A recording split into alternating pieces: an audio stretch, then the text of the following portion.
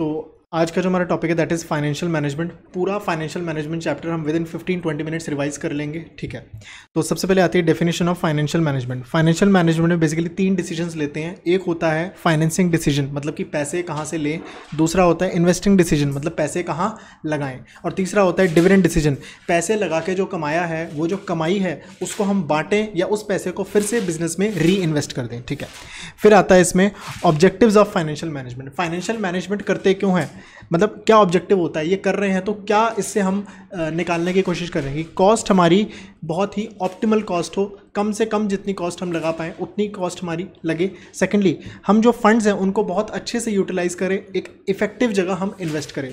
तीसरी चीज़ हम देखते हैं that is safety of capital, कि हमारी कैपिटल जितने हमारे पैसे हमने बिजनेस में लगाए हैं वो पैसे सेफ रहें, ठीक है। अगला कंसेप्ट आता है that is financial planning. Financial planning का मतलब होता है कि ये पता लगाना कि पैसे कहाँ से आ रहे हैं और क्या वो पैसे टाइम पे आ रहे हैं या नहीं आ रहे हैं, ठीक है।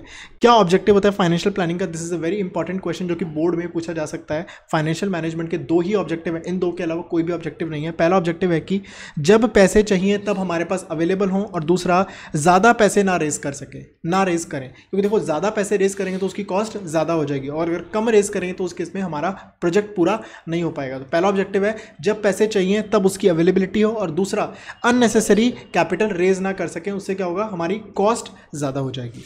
क्यों इंपॉर्टेंट है फाइनेंशियल प्लानिंग करना, फाइनेंशियल मैनेजमेंट करना, फाइनेंशियल प्लानिंग करना क्यों इंपॉर्टेंट है। फोरकास्ट करना फ्यूचर के बारे में, फ्यूचर के क्या होने वाला है इसलिए। सेकेंडली, बिजनेस में जो शॉक्स होने वाले हैं उन शॉक से हम प्रोटेक्ट हो जाए। तीसरी चीज़, वेस्टेजेस कम हो जाए, डुप्लीकेशन ऑफ एफर्ट्स ना हो। एंड फोर्थली, प्रेजेंट को फ्यूचर के साथ हम लिंक कर पाएँ। ये हमारा फाइनेंशियल प्लानिंग की इंपॉर्टेंस है, ठीक है। अगली चीज़ आती है इन्वेस्टिंग डिसीजन। अब हम तीनों डिसीजंस के बारे में डीप में हम समझेंगे। इन्वेस्टिंग डिसीजन को मेनली हम कैपिटल बजटिंग डिसीजन भी कहते हैं, ठीक है। क्यों इंपॉर्टेंट है कि जब आप कैपिटल बजटिंग डिसीजन को एक लॉन्ग टर्म डिसीजन की तरह लेके चलो, कि अगर मैं एक मशीन में इन्वेस्ट कर रहा हूँ, एक बहुत बड़ी मशीन है 5 करोड़ 10 करोड़ की, उस मशीन में इन्वेस्ट करना क्यों इंपॉर्टेंट है। क्यों इंपॉर्टेंट मशीन में इन्वेस्ट करना नहीं, क्यों इंपॉर्टेंट है इस बारे में सोचना कि ये मशीन ले या ये मशीन ले, ए मशीन ले या बी मशीन ले, इसके बारे में चॉइस करना क्यों इंपॉर्टेंट है। पहली चीज़, अगर आपने एक गलत डिसीजन ले लिया तो आपकी ग्रोथ अफेक्ट होगी, लॉन्ग टर्म ग्रोथ आपकी अफेक्ट होती है अगर आपने ऐसा डिसीजन गलत ले लिया तो। दूसरी चीज़, ह्यूज फंड्स, ऐसे डिसीजन लेने में बहुत पैसे लगते हैं, तो फंड्स आपके प्रॉपर तरीके से यूटिलाइज होने चाहिए, इसलिए ये डिसीजन लेना बहुत ज़्यादा इंपॉर्टेंट है। इरिवर्सिबल, एक बार आपने डिसीजन ले लिया, इसको रिवर्स नहीं कर सकते, रिवर्स करने की कोशिश करोगे तो बहुत ज़्यादा लॉस हो जाएगा। इसमें बहुत ज़्यादा रिस्क होता है, अगर गलत मशीन ले ली तो लाइफ टाइम तक आप उसी में ही झेलते जाओगे, ठीक है। अगली चीज़ आती है फैक्टर्स। क्या क्या फैक्टर्स हैं, क्या क्या चीज़ें देखनी चाहिए। अगर आपके सामने 2 चीज़ें हैं, एक है ए और एक है बी, आपको ए में इन्वेस्ट करना चाहिए, बी में इन्वेस्ट करना चाहिए, क्या क्या चीज़ें देखनी चाहिए। पहली चीज़ देखनी चाहिए रेट ऑफ रिटर्न। अगर ए आपको 12% रिटर्न दे रही है और बी आपको 10% रिटर्न दे रही है तो आपको उसमें जाना चाहिए जिसमें रेट ऑफ रिटर्न ज़्यादा हो। अगली चीज़ आती है cash flow pattern. Cash flow pattern जिसमें ज़्यादा होगा, जिसमें बढ़िया होगा कैश फ्लो पैटर्न, उसमें मैं इन्वेस्ट करूँगा। कैश फ्लो पैटर्न का मतलब कि कितनी जल्दी मेरे पास कैश उसमें से जनरेट होकर आ रहा है। एक मशीन है जिसमें मैंने आज इन्वेस्ट किया और 5 साल बाद पैसे आएंगे, एक मशीन है जिसमें मैंने आज इन्वेस्ट किया और हर साल कुछ कुछ आते जाएगा। तो कैश फ्लो पैटर्न किसका बढ़िया है, अकॉर्डिंगली मैं उसमें इन्वेस्ट करूँगा। तीसरी चीज़ आती है कुछ इन्वेस्टमेंट के क्राइटेरिया। कुछ इन्वेस्टमेंट के कॉम्प्लिकेटेड क्राइटेरियाज होते हैं, जैसे कि नेट प्रेजेंट वैल्यू, या कह सकते हैं इंटरनल रेट ऑफ रिटर्न, या कह सकते हैं पे बैक पीरियड। ये कुछ कॉम्प्लिकेटेड टर्मिनोलॉजीज हैं, कॉम्प्लिकेटेड कॉन्सेप्ट्स हैं, जिसकी हेल्प से हम पता लगाते हैं क्या हमें ए प्रोजेक्ट में पैसे लगाने चाहिए या बी प्रोजेक्ट में पैसे लगाने चाहिए। अगली चीज़ आती है फाइनेंसिंग डिसीजन। फाइनेंसिंग डिसीजन का मतलब होता है पैसे कहाँ से उठाएं, या तो पैसे खुद के लगाएं या तो पैसे उधार के लगाएं। खुद के पैसे लगाने को कहते हैं रेजिंग थ्रू इक्विटी, और उधार से पैसे लेने को कहते हैं रेजिंग थ्रू डेट, ठीक है। तो इसमें सबसे पहले कुछ भी चीज़ बताने से पहले मैं 2 कंसेप्ट आपके साथ इंट्रोड्यूस करना चाहता हूँ, that is financial risk and operating risk. Financial risk, पैसे का रिस्क, कि आपने पैसा लिया, उस पैसे पे आप इंटरेस्ट ना पे कर पाओगे, इस चीज़ के रिस्क को कहते हैं फाइनेंशियल रिस्क। ये मेनली होता है लोन, जब आपने लोन लिया होता है, उधार लिया होता है, तो उस केस में इंटरेस्ट ना पे कर पाने के रिस्क को कहते हैं फाइनेंशियल रिस्क। और ऑपरेटिंग रिस्क होता है आपके जो डे टू डे के फिक्स खर्चे हैं, जैसे कि रेंट एक फिक्स खर्चा है, कि आप अगर प्रोडक्शन 1 करोड़ यूनिट्स बनाओ, 10,000 यूनिट्स बनाओ, ताला लगा के आप अपनी फैक्ट्री बंद कर दो, आपके इतना खर्चा तो आएगा ही आएगा, that is known as fixed expenses. जैसे कि रेंट हो गया, परमानेंट एम्प्लॉयज़ की सैलरी हो गई, इंश्योरेंस हो गया, इंश्योरेंस प्रीमियम जो आप पे करते हो, ऐसे खर्चे देने ही देने हैं। ऐसे खर्चे ना पे कर पाने के रिस्क को कहते हैं ऑपरेटिंग रिस्क। ठीक है, अब बात करते हैं फैक्टर्स। क्या क्या चीज़ें देखनी चाहिए कि आपको उधार के पैसे लेने चाहिए या फिर खुद के पैसे लगाने चाहिए बिजनेस में। पहली चीज़ आती है कॉस्ट। अगर मैं कॉस्ट की बात करूं, डेट सबसे चीप होता है। लेट्स से डेट इज़ 10%, तो आप बिजनेस में पैसे लगा रहे हो, क्या आप 10% चाहोगे या 10% से ज़्यादा चाहोगे? आप 10% से ज़्यादा चाहोगे, मैं 15% चाहूँगा। तो अगर मैं कॉस्ट वाइज बात करूँ, ओनर ज़्यादा पैसे मांग रहा है या उधार वाला ज़्यादा पैसे मांग रहा है? डेट कम पैसे मांग रहा है। तो अगर मैं अपने माइंड में ये देखूँ, मेरे लिए तो कॉस्ट बहुत ज़्यादा इंपॉर्टेंट है, तो मैं किससे पैसे रेस करूँगा? Through debt. रिस्क, ज़्यादा रिस्की क्या है? अगर मैंने खुद के पैसे लगाए हैं, अगर मैं उस पर रिटर्न नहीं भी कमा पाया तो कोई रिस्क नहीं है, कोई ऑब्लिगेशन थोड़ी कि देने ही देने हैं पैसे। लेकिन डेट में क्या है, अगर आपने बैंक से लोन लिया है उस पर आपको पेमेंट देनी ही देनी है, अदरवाइज बैंक आपको लिक्विडेट करा देगा, आपका बिजनेस बंद करवा सकता है। तो रिस्क किस में ज़्यादा होता है? डेट में रिस्क ज़्यादा होता है। तो अगर आपको रिस्क एक आपके माइंड में है कि मुझे रिस्क नहीं लेना उतना ज़्यादा, तो उस केस में मैं खुद के पैसे रेस करूँगा थ्रू इक्विटी। अगला आता है level of fixed operating expense. आपके ऑपरेटिंग एक्सपेंसेस फिक्स्ड वाले, जैसे मैंने बताया, रेंट हो गया, परमानेंट एम्प्लॉयज़ की सैलरी होगी, इंश्योरेंस होगी, ये आपके खर्चे बहुत ज़्यादा हैं। तो आप क्या करोगे? मैं डेट को प्रेफर नहीं करूँगा। पहले से ही मेरे फिक्स खर्चे बहुत ज़्यादा हैं, अब मैं और डेट लेके और अपने खर्चे नहीं बढ़ाऊंगा। नहीं तो मेरा जो फाइनेंशियल रिस्क है और जो ऑपरेटिंग रिस्क है, मेरा पहले से ये ऑपरेटिंग रिस्क बहुत ज़्यादा है, तो मैं क्यों अपने फाइनेंशियल रिस्क और बढ़ाऊंगा? तो उस केस में अगर मेरे फिक्स्ड ऑपरेटिंग खर्चे बहुत ज़्यादा हैं, तो उस केस में मैं इक्विटी को रेज करना प्रेफर करूंगा। अगली चीज़ आती है फ्लोटेशन कॉस्ट। फ्लोटेशन कॉस्ट होता है इक्विटी को रेज करने के जो पैसे लगते हैं, उसे कहते हैं फ्लोटेशन कॉस्ट। ठीक है, अगर मेरे को 100 करोड़ रुपए रेस करने हैं तो इसका 2 से 2.5%, मतलब 2-2.5 करोड़ रुपए मेरे एक्सपेंसेस लगेंगे इक्विटी से पैसे रेस करने में, खुद के पैसे रेस करने में। ठीक है, तो उस केस में अगर मेरे माइंड में है कि मुझे फ्लोटेशन कॉस्ट, मेरे लगता है फ्लोटेशन कॉस्ट बहुत ज़्यादा मुझे हर्ट करेगी, तो मैं उस केस में इक्विटी से पैसे रेस नहीं करूँगा, मैं डेट के थ्रू पैसे रेस करूँगा। कंट्रोल कंसिडरेशन, मैं चाहता हूँ मेरे बिजनेस का कंट्रोल मेरे पास ही रहे, तो मैं इक्विटी रेज नहीं करूँगा। अगर मैं कंपनी में मेरे पास एक कंपनी के 100 शेयर्स हैं, जिसके 60 शेयर्स मैं होल्ड करता हूं, तो मैं कितने परसेंट ओनर हुआ? 60% ओनर। लेकिन यही कंपनी अगर और 100 शेयर्स इशू करती है, 200 शेयर हो गए, तो अब मैं कितने परसेंट ओनर हो गया? 30% ओनर हो गया। तो जैसे जैसे मैं इक्विटी रेज करता हूं, मेरी ओनरशिप डाइल्यूट होती है, मेरा कंट्रोल कम होता है। तो अगर मैं चाहता हूं मेरा कंट्रोल मेरे पास ही रहे, तो मैं क्या करूंगा? मैं इक्विटी इशू नहीं करूंगा, मैं डेट प्रेफर करूंगा। State of capital market. Capital market एक बूम में चल रही है, एक बुलिश फेज में चल रही है, मतलब कैपिटल मार्केट में लोग ज़्यादा से ज़्यादा शेयर मार्केट में इन्वेस्ट कर रहे हैं। तो अगर मैं आराम से, अगर मैं मार्केट से पैसा उठाना चाहूँ, तो आसानी से मैं कहाँ से उठा सकता हूँ? शेयर मार्केट से उठा सकता हूँ, इक्विटी से पैसा रेज कर सकता हूँ। अगर शेयर मार्केट बुलिश फेज में चल रही है तो मैं इक्विटी से उठाऊंगा, और अगर बेरिश फेज में चल रही है, बेरिश फेज मतलब कि लोग बेच रहे हैं, मार्केट्स में इंटरेस्ट नहीं दिखा रहे, तो उस केस में मुझे डेट से पैसे उठाने चाहिए। अगला आता है कैश फ्लो पोजीशन। मेरी कैश फ्लो बहुत अच्छी है, मैं आसानी से पैसे दे सकता हूँ, तो उस केस में डेट उठाऊंगा, जिससे क्या होगा? मेरा फाइनेंशियल रिस्क कम हो जाएगा, मैं इंटरेस्ट आसानी से पे कर पाऊंगा। अगली चीज़ आती है डिविडेंड डिसीजन। डिविडेंड डिसीजन मतलब कि मैंने बहुत बढ़िया जगह से पैसे लिए, मैंने डेट इक्विटी से पैसे लिए, बहुत बढ़िया जगह इन्वेस्ट किया, इन्वेस्ट करके मैंने लेट्स से 5 लाख रुपए कमाए। इस 5 लाख रुपए को मैं ओनर के बीच में बांट दूं या इस पैसे को बिजनेस में री इन्वेस्ट कर दूं, तो उसके लिए कुछ फैक्टर्स हैं। ये हो गया डिविडेंड डिसीजन। अब बांटना चाहिए या रखना चाहिए, ये किस किस चीज़ पे डिपेंड करता है। पहली चीज़ होती है अर्निंग्स। अगर आपकी अर्निंग्स बहुत ही ज़्यादा हैं तो उस केस में थोड़ा सा बांट दो। अगर आपकी पता है मेरी अर्निंग्स तो हर टाइम स्टेबल रहती है, तो बांट दो। अगर आपकी एक पॉलिसी है कि मुझे तो हर साल एक स्टेबल डिविडेंड अपने शेयर होल्डर्स को देना ही देना है, तो बांट दो।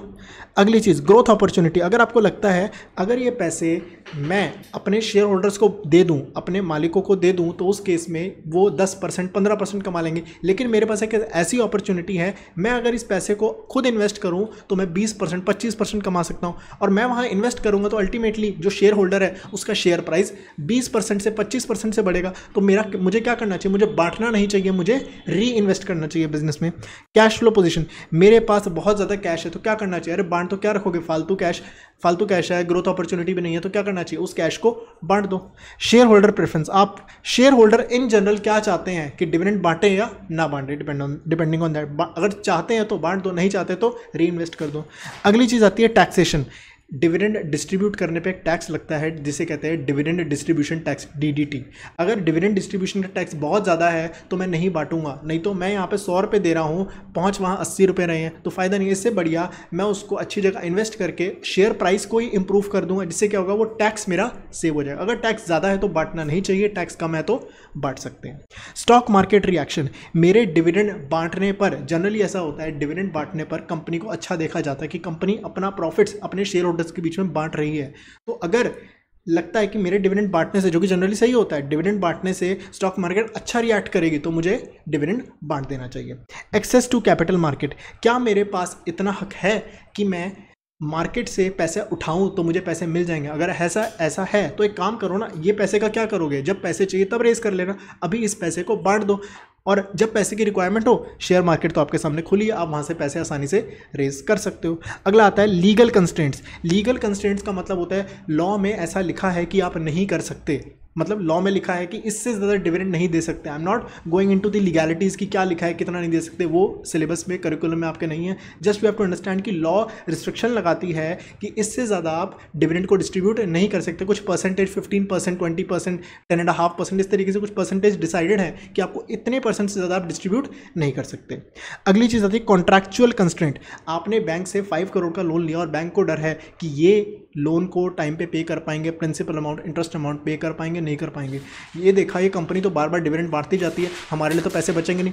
तो जब भी आप बैंक से लोन लेते हो, बहुत बड़े अमाउंट का लेते हो, तो बैंक आपके साथ एक कॉन्ट्रैक्ट कर लेता है कि जब तक आप इतना नहीं कमाओगे आप अपने शेयर होल्डर के पीछे बांट नहीं सकते। तो कॉन्ट्रैक्चुअल कंस्ट्रेंट, कॉन्ट्रैक्चुअल में एक कॉन्ट्रैक्ट कर लेते हो कि आप लिमिट हो जाते हो कि इससे ज़्यादा डिविडेंड नहीं बांट सकते।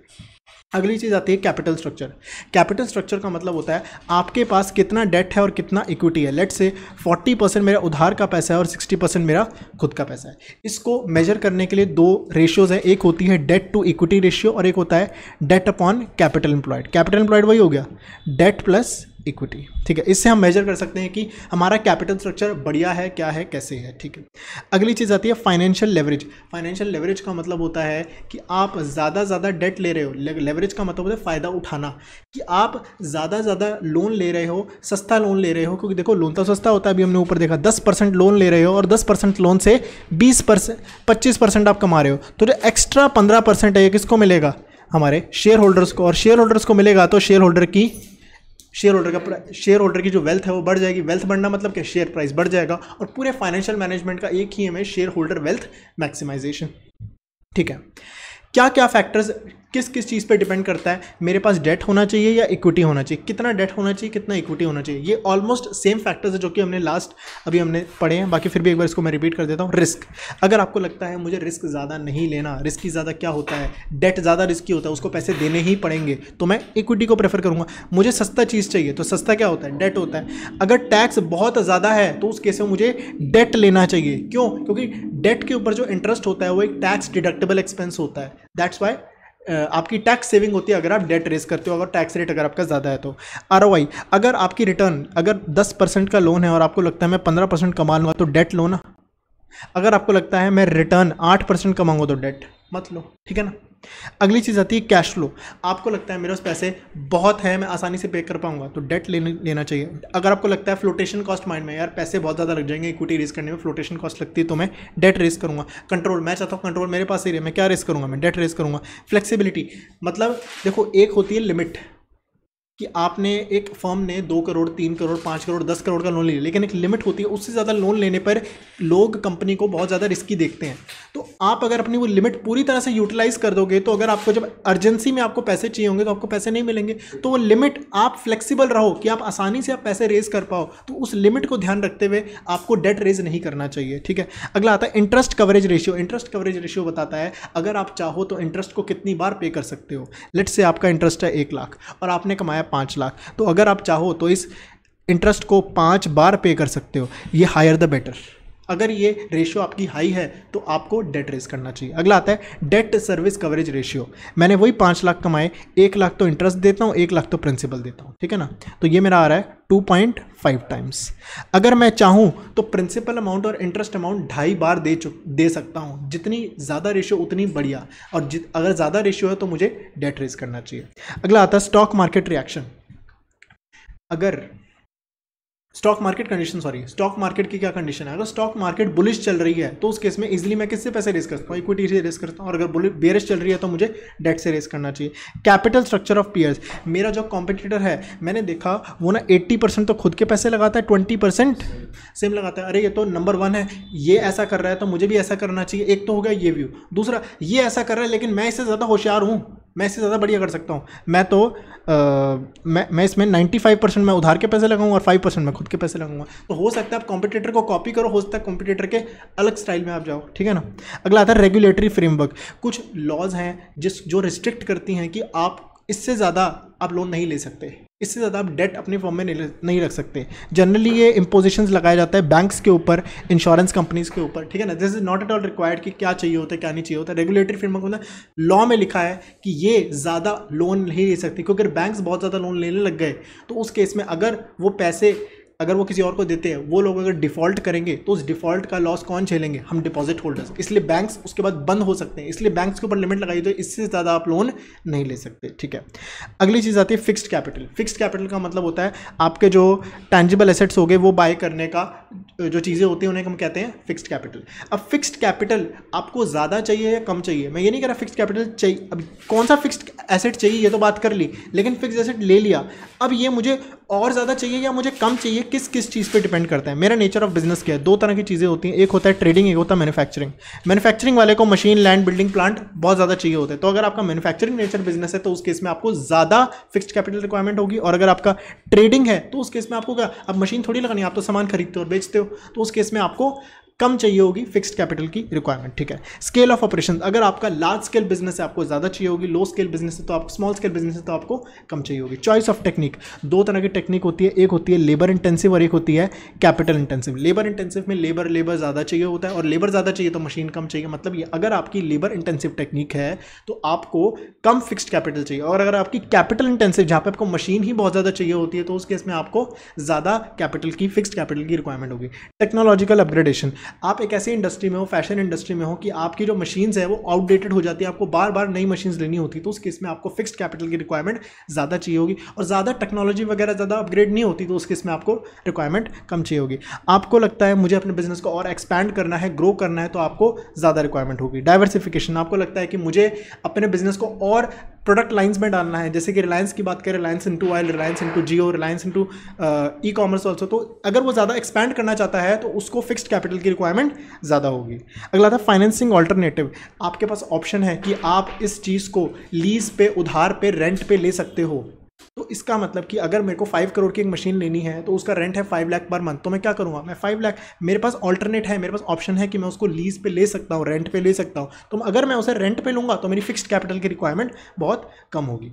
अगली चीज़ आती है लेवल ऑफ कोलैबोरेशन। मेरा कोलैबोरेशन कैसा है? अगर मैं बात करूँ पेटीएम की, पेटीएम ने सारे एटीएम्स के साथ क्या कर रखा है, कोलैबोरेशन कर रखा है कि अगर कोई भी पेटीएम का कार्ड लेके अगर दूसरे एटीएम्स पे जाएगा तो क्या होगा, उसको यूज़ कर सकता है। पेटीएम को खुद के एटीएम लगाने की ज़रूरत नहीं पड़ी, तो उस केस में उसकी फिक्स्ड कैपिटल रिक्वायरमेंट क्या हुई, कम हुई। अगर कोलैबोरेशन बढ़िया है तो फिक्स्ड कैपिटल की रिक्वायरमेंट कम होगी। अगली चीज़ आती है वर्किंग कैपिटल। वर्किंग कैपिटल मतलब कि डे टू डे आपके जो खर्चे हैं, डे टू डे आपकी जो बिजनेस आपका चल रहा है, तो उसको किस तरीके से मैनेज करें। तो इसमें 3 चीज़ों को मैनेज करना होता है, एक होता है कैश मैनेजमेंट, एक होता है डेटर मैनेजमेंट, एक होता है स्टॉक मैनेजमेंट। अगर आप कैश ज़्यादा रख रहे हो तो आपकी अपॉर्चुनिटी कॉस्ट है कि आप पैसे को इन्वेस्ट करो ना, क्यों फालतू अपने पड़े हुए पैसे, ठीक है ना। और अगर कैश आपके पास कम है, आप डे टू डे खर्चे मीट नहीं कर पाओगे। डेटर्स आपके पास बहुत ज़्यादा है, मतलब कि अभी आपको लोगों से 7 लाख, 8 लाख, 10 लाख आपसे लेने हैं, तो उस केस में क्या है, चांस ऑफ डिफॉल्ट कि लोग डिफॉल्ट कर सकते हैं। और अगर बहुत कम है, मतलब आप लोगों को बहुत कम टाइम के लिए लोन देते हो, तो उस केस में क्या हो, ये भी बुरा है, क्योंकि अगर आप बहुत कम टाइम के लिए लोन आप उन्हें सेल करते हो कि हम आपको सेल कर रहे हैं और 2 दिन बाद, 3 दिन बाद पैसे दे देने, तो अगली बार वो बंदा आपके पास आएगा नहीं सेल करने, मतलब आपसे सामान परचेज करने के लिए। अगली चीज़ है स्टॉक। अगर आपने बहुत ज़्यादा स्टॉक रखा हुआ है तो वो भी गलत है। आपने पैसे अपने स्टॉक में क्यों फंसाए हुए हैं, ये पैसे कहीं और इन्वेस्ट कर सकते थे। और अगर आपके पास स्टॉक बहुत कम है तो उस केस में क्या होगा, आप डिमांड को मीट नहीं कर पाओगे। डिमांड आएगी, सेल लोग आएंगे, लेकिन आपके पास उतना स्टॉक ही नहीं होगा। क्या क्या फैक्टर्स डिपेंड करते हैं, किस किस चीज़ पे डिपेंड करता है कि आपके पास वर्किंग कैपिटल ज़्यादा होनी चाहिए या कम होनी चाहिए। नेचर ऑफ बिजनेस, अगर आपका मैन्युफैक्चरिंग बिजनेस है, आपको बहुत ज़्यादा रिक्वायरमेंट है, ठीक है ना। अगर आपका ट्रेडिंग है आपको कम रिक्वायरमेंट है, ठीक है ना। स्केल ऑफ ऑपरेशन, अगर आपका लार्ज स्केल बिजनेस है आपको ज़्यादा रिक्वायरमेंट है, स्मॉल स्केल बिजनेस है तो कम रिक्वायरमेंट है। बिजनेस साइकिल मतलब होता है बूम या रिसेशन। बूम का मतलब होता है बहुत ज़्यादा डिमांड आ रही है लोगों की, मतलब लोग बहुत ज़्यादा डिमांड कर रहे हैं आपके प्रोडक्ट की, तो उसमें क्या करना चाहिए, उस केस में हमें और ज़्यादा वर्किंग कैपिटल की रिक्वायरमेंट ज़्यादा होगी। अगर रिसेशन में है, लोग डिमांड ही नहीं कर रहे, आपका प्रोडक्ट बढ़िया है लेकिन इन जनरल लोग डिमांड ही नहीं कर रहे, लोगों की इनकम ही नहीं है, तो उस केस में क्या होगा, वर्किंग कैपिटल आपको कम चाहिए होगी। अगला आता है सीजनल फैक्टर्स, कि अगर आप एक ऐसी इंडस्ट्री में हो, लेट्स से दिवाली का है और आप दिवाली के लिए आप प्रोडक्ट्स कोई बनाते हो, तो वो चीज़ आपकी डिमांड सीजन में ज़्यादा होगी, तो सीजन में आपको, अगर आप सीजन में हो तो सीजन में आपको वर्किंग कैपिटल की रिक्वायरमेंट ज़्यादा होगी। अगली चीज़ है प्रोडक्शन साइकिल। आप एक प्रोडक्ट, अपना जो प्रोडक्ट बनाते हो, लेट्स से एक कार बनाता हो, तो कार बनाने में लेट्स से 3 मंथ्स लगते हैं, तो 3 months is my production cycle. और अगर मैं एक लेट्स से एक टॉफ़ी प्रिपेयर करता हूँ, तो टॉफ़ी बनाने में मुझे 2 सेकंड 3 सेकंड लगते हैं, तो जितनी कम प्रोडक्शन साइकिल होगी, मतलब प्रोडक्ट मैंने बनाया, बेचा, पैसे आए, तो मुझे उस केस में पैसे कम चाहिए होंगे। अगर प्रोडक्शन साइकिल बड़ी है तो मुझे पैसे ज़्यादा चाहिए होंगे, वर्किंग कैपिटल ज़्यादा चाहिए होगी। क्रेडिट अलाउड, कितना टाइम मैं देता हूँ अपने डेटर्स को, ये लो 1 लाख का सामान आराम से 2 महीने में पैसे दे देना, 3 महीने में पैसे दे देना, 4 महीने में पैसे दे देना। जितने लंबे टाइम के लिए दूंगा उतने टाइम तक मेरे पैसे उन डेटर्स के पास फंसे होंगे, और उतनी ज़्यादा, अब मुझे और पैसे चाहिए, कहाँ से आएंगे, मुझे और पैसे खुद के लगाने होंगे, खुद के लगाने होंगे तो क्या होगा, वर्किंग कैपिटल ज़्यादा चाहिए होगी। अगली चीज़ आती है क्रेडिट अवेल्ड। क्रेडिट अवेल्ड का मतलब होता है जिससे मैं सामान खरीदता हूँ, वो मुझे कितने टाइम के लिए मुझे बोलता है कि चलो आप इतने टाइम बाद पैसे दे देना। अगर वो मुझे बोलता है 1 महीने बाद पैसे दे देना, 2 महीने बाद पैसे दे देना, 3 महीने बाद पैसे दे देना, जितने लंबे टाइम के लिए दे उतने तो मेरे पैसे बच गए ना, वो पैसे मैं कहीं और इन्वेस्ट कर दूंगा, तो उस केस में मेरी वर्किंग कैपिटल रिक्वायरमेंट बहुत कम होगी। अवेलेबिलिटी ऑफ रॉ मटेरियल, मेरा जो सप्लायर है उसको मैं फ़ोन करता हूँ और मुझे 1 महीने बाद 2 महीने बाद मेरा माल डिलीवर करता है, तो उस केस में मैं अपने पास ज़्यादा स्टॉक रखूंगा। ज़्यादा स्टॉक मतलब क्या, ज़्यादा रॉ मटेरियल रखूंगा। लेकिन ऐसा मेरा सप्लायर है जिसको फ़ोन करता हूँ 1 या 2 दिन में मेरे पास स्टॉक आ जाता है, तो मैं क्या करूँगा, मैं स्टॉक में क्यों पैसे फंसा के रखूँगा, मैं उसे फ़ोन करता हूँ, जो आ ही जाता है, तो मैं क्यों अपने पास रखूँ। अगर अवेलेबिलिटी ऑफ रॉ मटेरियल है तो मैं वर्किंग कैपिटल कम रखूँगा, और अगर अवेलेबिलिटी नहीं है तो मैं वर्किंग कैपिटल ज़्यादा रखूँगा। लेवल ऑफ कॉम्पिटिशन, अगर कॉम्पिटिशन बहुत ज़्यादा है तो मैं बहुत ज़्यादा अपने पास स्टॉक रखूँगा। बहुत ज़्यादा स्टॉक रखना मतलब क्या हो गया, ज़्यादा वर्किंग कैपिटल होना। अगली चीज़ आती है ग्रोथ प्रोस्पेक्ट्स। मुझे लगता है मुझे अपने बिजनेस को और एक्सपैंड करना है, ग्रो करना है, तो मैं क्या करूँगा, मैं ज़्यादा वर्किंग कैपिटल रखूँगा। इन्फ्लेशन, लगता है फ्यूचर में महंगाई होने वाली है, तो मैं आज ही ज़्यादा स्टॉक रख लूँगा। ज़्यादा स्टॉक रखना मतलब क्या, ज़्यादा वर्किंग कैपिटल रखना। अगली चीज़ देखिए ऑपरेटिंग एफिशिएंसी। मैं जो इनपुट आउटपुट मेरी रेशियो है, अगर मैं 100 यूनिट्स इनपुट डालता हूँ तो 90 का आउटपुट बनता है, और दूसरा है जो 100 यूनिट इनपुट डालता है और 60 का आउटपुट निकलता है, ये बंदा बहुत ज़्यादा एफिशिएंट है। और क्योंकि ये बहुत ज़्यादा एफिशिएंट है, इसको वर्किंग कैपिटल की ज़्यादा ज़रूरत ही नहीं होगी। इसके पास तो 90 का स्टॉक पड़ा हुआ है, इसके पास तो 60 का स्टॉक पड़ा हुआ है, लेकिन इसको 30 का और स्टॉक चाहिए, तो ये और इनपुट लेगा मतलब और वर्किंग कैपिटल लेगा। तो बेसिकली इस सब के साथ हमारा ये पूरा चैप्टर खत्म होता है। Thank you.